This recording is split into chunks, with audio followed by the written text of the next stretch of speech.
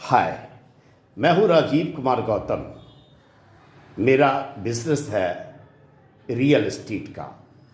साथ ही मैं डिजिटल आज़ादी स्कूल से डिजिटल मार्केटिंग सीख रहा हूँ और वहाँ मैं डायमंड लेवल का छात्र हूँ।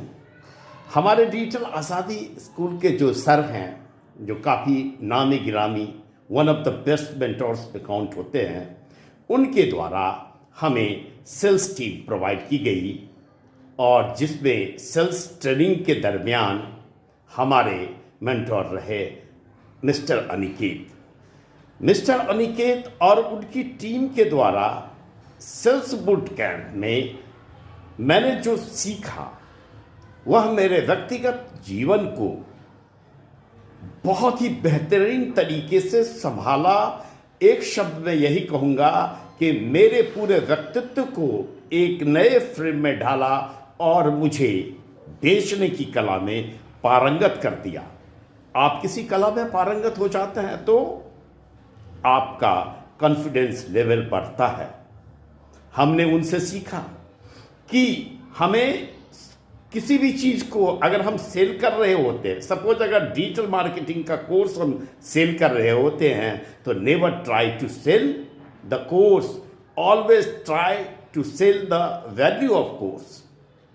तो ये एक जादुई असर रहा हमारे अनिकेत सर और उनकी टीम के द्वारा जो हमें सेल्स बूट कैंप के दरमियान ट्रेनिंग दी गई सेल्स की, वो मेरे व्यक्तित्व में अद्भुत निखार लाया। साथ ही मैं ये कह सकता हूँ कि मेरे व्यक्तित्व को शानदार जानदार बना दिया।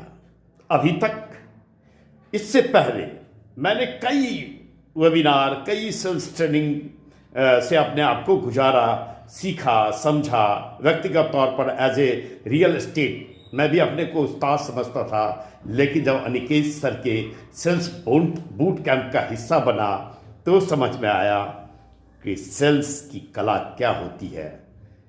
तो सेल्स कुल मिलाकर हमें ये समझ में आया कि अगर हम सामने वाले के साथ क्लैरिटी, कन्विक्शन, सर्टेनिटी और केयरफुली जुड़ जाते हैं, यानी एक ट्रस्ट बिल्डअप करते हैं, इमोशंस को बाहर लाते हैं, उनके पेन को अगर ये नहीं किया तो क्या होगा, यदि ये नहीं तो क्या, ये लोगों की जो वर्तमान की स्थिति होती है करंट स्टेट से डिजायर स्टेट, और उस डिजायर स्टेट तक ना पहुंचने पर किस तरह की सिचुएशन क्रिएट हो सकती है, उस सिचुएशन का दुष्परिणाम क्या होगा।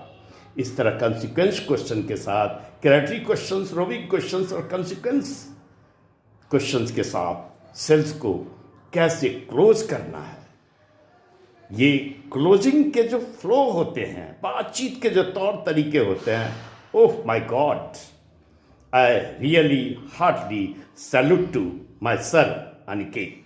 Thank you, sir, for giving me good value of self practice. बहुत बहुत धन्यवाद आपका। I shall be obliged forever for giving me this kind of art for selling, of selling. नमस्कार, जय हिंद, जय भारत।